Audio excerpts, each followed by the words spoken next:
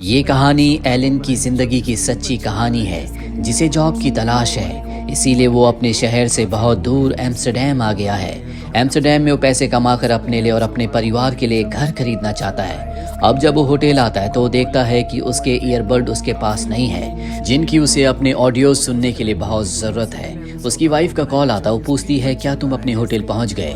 वो कहता है कि हाँ, होटल तो पहुंच गया, पर मेरे ईयरबड्स कहीं गिर गए हैं, इसीलिए मैं पास ही के स्टोर में ईयरबड्स लेने के लिए जा रहा हूँ। इसके बाद एलन पास ही के एप्पल स्टोर में जाता है और जब वो अपने लिए ईयरबड्स देख रहा होता है तभी एबडेल नाम का आदमी उसी स्टोर में आता है और अपने बैग से गन निकालकर बहुत सारी गोलियां चलाता है। दरअसल उसने अब पूरे स्टोर को अपने कब्जे में ले लिया है। स्टोर के अंदर जितने भी लोग होते हैं वो अपनी जान बचाने के लिए इधर उधर छुपने लगते हैं। बाहर दो पुलिस वाले भी होते हैं जो गोलियों की आवाज़ सुन लेते हैं, जिसके बाद वो बाहर सड़क से लोगों को हटा देते हैं और हेडक्वार्टर में इन्फॉर्म कर देते हैं कि एप्पल स्टोर में कोई आदमी घुस गया है जिसने वहाँ पर सबको हॉस्टेज बना लिया है। और अब एबडेल जो कि अंदर है वो बताता है कि उसके शरीर में बहुत सारे बॉम्ब्स हैं जिसका रिमोट उसके पास है। अगर उसकी बात सुने बिना किसी ने उस पर गोली चलाई तो वो रिमोट का बटन दबाकर इस पूरी जगह को ब्लास्ट कर देगा। दरअसल स्टोर के अंदर जितने भी लोग थे अब वो कहीं ना कहीं छुप चुके हैं और बहुत सारे लोग वहां से बाहर भी निकल चुके हैं, पर एलन अब भी उसी जगह पर होता है जहां पर एबडेल है। वो अपनी जान बचाने के लिए जमीन पर लेटा हुआ होता है। एबडेल उसे गन पॉइंट पर ले लेता है। एलन बहुत ज्यादा डर चुका है। वो पूछता है तुम मेरे साथ क्या करोगे। एबडेल कहता है कि मेरी कुछ मांगे हैं, अगर तुम्हारी सरकार ने मेरी मांगे पूरी कर दी तो मैं तुम्हें छोड़ दूंगा, वरना मैं तुम्हारे साथ क्या करूंगा मुझे भी नहीं पता। ये सुनने के बाद एलन बहुत ज्यादा डर जाता है। वही स्टोर के अंदर दिखाया जाता है जहाँ पर 4 और लोग छुपे हुए हैं जो पुलिस से कांटेक्ट करके अपनी सिचुएशन उन्हें बता रहे होते हैं। पुलिस चीफ एबडेल को कॉल करता है और पूछता है कि तुमने ये क्यों किया। वो कहता है कि मैं तुमसे बात नहीं करना चाहता, मुझे एक मीडिएटर की जरूरत है ताकि मैं उससे नेगोशिएट कर सकूं। ये बात सुनने के बाद पुलिस चीफ लिन नाम की एक लेडी को बुलाता है जो पहले भी इस तरह के केसेस को सॉल्व कर चुकी है। वो नेगोशिएशन में बहुत अच्छी होती है। पुलिस चीफ लिन को बताता है कि स्टोर में मात्र एक आदमी नहीं है बल्कि वहाँ पर 4 और लोग हैं जो कि छुपे हुए हैं, जिस बारे में एबडेल को कुछ नहीं पता। साथ ही स्टोर के ऊपर एक कॉर्पोरेट ऑफिस है जिसमें 44 लोग हैं। हमें उन सब की जान को बचाना होगा, इसीलिए जो भी बात तुम करो बहुत सोच समझ कर करना। हालांकि हमारे स्नाइपर्स बाहर हैं, लेकिन स्टोर के जो ग्लासेस हैं वो बहुत मोटे हैं, गोली उनके पार नहीं जा सकती। और उसने एक जैकेट पहना है जिसके अंदर विस्फोटक हैं। अगर हमने उसे मारने की कोशिश की तो वो रिमोट का बटन दबा देगा और इतना बड़ा नुकसान होगा जिसका जवाब वो सरकार को नहीं दे पाएंगे। लिन कहती है कि तुम चिंता मत करो, किसी की जान नहीं जाएगी। वहीं स्टोर के अंदर हमें एबडेल और एलन को दिखाया जाता है। एलन बहुत ज्यादा डरा हुआ है। वो एबडेल से कहता है कि मेरे बैग के अंदर मेरी दवा है, अगर मैंने दवा नहीं ली तो मेरी जान को खतरा हो सकता है। एबडेल उसे दवा दे देता है क्योंकि उसके पास सिर्फ एक ही हॉस्टेज है। वो नहीं चाहता कि उसकी जिंदगी को कोई रिस्क हो। और अब लिन उसे कॉल करती है। एबडेल उसे कहता है कि मुझे मेरे वॉलेट में $200 मिलियन के बिटकॉइंस चाहिए और साथ ही यहाँ से निकलने का सेफ रास्ता भी।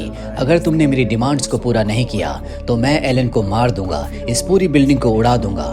लिन कहती है कि हम तुम्हारी डिमांड्स को पूरा कर देंगे, लेकिन ये रकम बहुत बड़ी है, इसके लिए हमें अपने सीनियर ऑफिसर से बात करनी होगी, हमें कुछ वक्त की जरूरत है।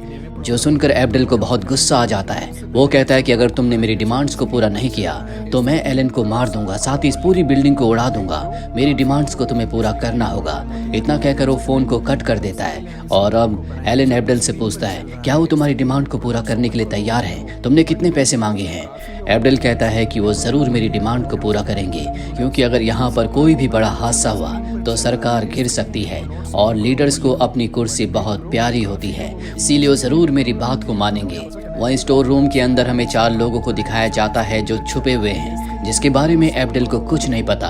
इन 4 में से एक स्टोर में काम करने वाला सेल्समैन भी होता है, जिसे कॉल आता और पूछा जाता है क्या तुम ठीक हो। वो कहता है कि हाँ, फिलहाल तो हम ठीक है, लेकिन अंदर से ये चारों के चारों बहुत ज्यादा डरे हुए होते हैं। विक्टर उन्हें एक और बात बताता है कि ठीक रात को 9 बजे स्टोर की लाइट्स अपने आप ही बंद हो जाती है। हो सकता है कि इससे तुम्हें कोई मदद मिल सके। जल्दी रात के 9 बजने वाले हैं और अब लिन एक बार फिर से एबडेल को कॉल करती है और कहती है कि रात के 9 बजे स्टोर की लाइट्स अपने आप ही बंद हो जाती है, तुम इसे हमारी कोई चाल मत समझना। दरअसल लिन ने एब्डेल को जानबूझकर ये बात बताई होती है ताकि वो डर से एलन को या बिल्डिंग को कोई नुकसान न पहुंचा दे, लेकिन एब्डेल को अब भी यही लगता है कि ये उनकी एक चाल है। इसीलिए एलन को गन पॉइंट पर ले लेता और कहता है कि अगर किसी ने भी कोई भी चालाकी की तो मैं इसे मार दूंगा। रात के ठीक 9 बजे लाइट अपने आप ही ऑफ हो जाती है, पर जल्दी लाइट वापस आ जाती है। दरअसल लाइट को ऑन करवाया गया है ताकि एब्डेल डर से कोई बड़ा नुकसान ना कर दे।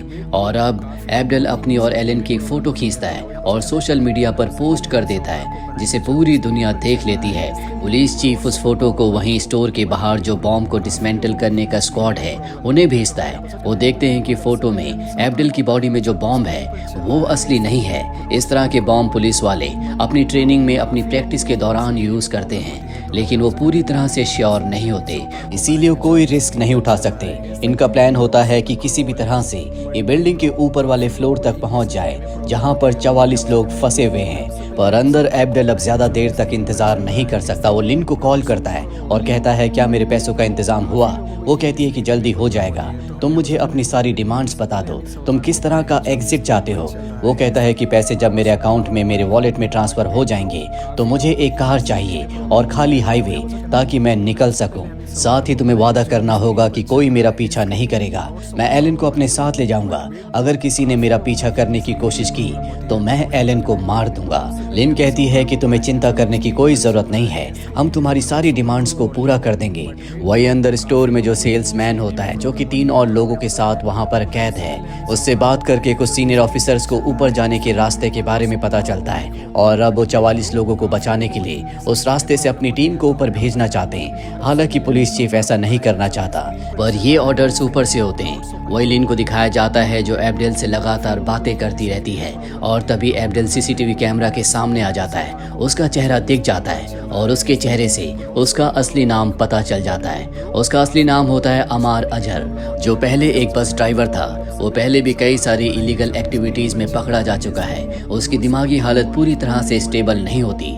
ये बात पता लगने के बाद लिन उससे और भी प्यार से बात करती है और कहती है कि तुम्हारी दुश्मनी सरकार से है, इसीलिए मैं चाहती हूँ कि तुम एलन को नुकसान ना पहुँचाओ। वही हमें ऊपर दिखाया जाता है जहाँ पर फोर्स की पूरी टीम पहुँच चुकी है और एक एक करके बड़ी सावधानी से वो 44 के 44 लोगों को वहाँ से निकाल लेते हैं, जिस बारे में अमार अजहर को कुछ पता नहीं चलता। और सेल्समैन के साथ वो 3 लोग अब भी स्टोर के अंदर कैद है, जिसमें एक लेडी की तबीयत बहुत ज्यादा खराब होने लगती है। वो बाहर पुलिस ऑफिसर्स को बताता है कि उसे स्ट्रोक आने वाला है, जल्द से जल्द हमें उसे यहाँ से निकालना होगा। जिसके बाद डॉक्टर उस लेडी की पूरी सिचुएशन पूछता है और वो इस कंक्लूजन पर पहुंचता है कि उसे हार्ट की प्रॉब्लम नहीं हुई, बल्कि उसे पैनिक अटैक आया है। बहुत ज्यादा डर की वजह से कभी कभी ऐसा हो जाता है। 2 घंटे और बीत जाते हैं और अब एलन को उसकी वाइफ का कॉल आता है, पर अमार अजहर एलन को उसकी वाइफ से बात नहीं करने देता। वो फोन को कट कर देता है। एलन बताता है कि मैं अपनी वाइफ से बहुत प्यार करता हूँ। मैं यहाँ एम्स्टर्डम पैसे कमाने के लिए आया हूँ ताकि अपने परिवार को अच्छी जिंदगी दे सकूँ।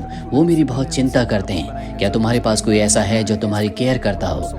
अमार अजहर कहता है कि मैं इस लायक नहीं हूँ, जिसके बाद वो एलन से बात करना बंद कर देता है। अब लिन का एक बार फिर से उसे कॉल आता है और जब वो लिन से बात कर रहा होता है तब वो देखता है कि उसके शरीर पर एक हरे रंग की रोशनी का डॉट है जो कि स्नाइपर की गन से निकल रहा है। ये देखकर वो बहुत ज्यादा डर जाता है। वो लिन से कहता है कि तुम सब मुझे धोखा देने की कोशिश कर रहे हो। वो एलन को गन पॉइंट पर लेकर रिवर्स काउंट करना शुरू कर देता है। लिन बहुत ज्यादा डर जाती है, लेकिन तभी अचानक से लिन की कोलीग उससे पूछती है कि तुम्हें कौन सी गाड़ी चाहिए। अमार अजहर कहता है कि मुझे लिमोजिन चाहिए, वो भी पिंक कलर की। अमार अजहर अब बहुत हद तक शांत हो जाता है क्योंकि उसे विश्वास हो चुका है कि जल्दी उसके लिए गाड़ी आ जाएगी। वहीं एलन कहता है कि मुझे बहुत प्यास लगी है, मुझे दिल की बीमारी है, अगर तुमने जल्दी पानी नहीं मंगाया तो मैं या तो तुम्हें मार दूंगा या खुद मर जाऊंगा। अमार को भी लगता है कि उसे पानी देना चाहिए, इसीलिए लिन से कहकर वो एक रोबोट के थ्रू गेट तक पानी मंगवाता है और अब वो एलन को लेकर गेट के पास जाता और कहता है कि पानी को उठाओ। एलन के दोनों हाथ बंधे हुए होते हैं। वो कोशिश करता है लेकिन पानी नहीं उठा पाता। वो कहता है कि पानी उठाकर तुम मेरे हाथ में दो और अब अमार अपनी गन रखकर जैसे पानी उठाने की कोशिश करता है, एलन को मौका मिल जाता है। वो वहां से बाहर भाग जाता है। अमार भी उसका पीछा करता है, लेकिन तभी वहां पर सोल्जर्स की एक टीम होती है जो गाड़ी में बैठी होती है। वो अपनी गाड़ी से अमार को हिट करके जमीन पर गिरा देते हैं, पर अब भी कोई उसके पास नहीं जाता क्योंकि सबको डर होता है कि उसने अपनी अपने शरीर पर खतरनाक बॉम्ब फिट कर रखे होंगे, पर बहुत देर तक जब कुछ भी नहीं होता, वो एक टीम उसके पास जाती है और देखते हैं कि अमार मारा जा चुका है क्योंकि उसे गाड़ी ने बहुत जोर से हिट किया था। और अब स्टोर के अंदर सेल्समैन के साथ जो 3 और लोग थे, उन सब को भी बचा लिया जाता है। एलन को भी छोड़ दिया जाता है, जिसके बाद वो अपने होटल जाकर अपने नए एयरपोर्ट से वो गाने सुनता है। पर उसके दिल में जो कुछ पिछले घंटों में हुआ, उसका बहुत गहरा सदमा होता है। पर उसे पता है कि अब उसकी जान बच चुकी है, जिसके लिए वो ईश्वर का शुक्रिया अदा करता है। इसी के साथ ये फिल्म, ये कहानी यहीं पर खत्म हो जाती है। उम्मीद करते हैं कि सच्ची घटना पर आधारित ये कहानी आपको पसंद आई होगी।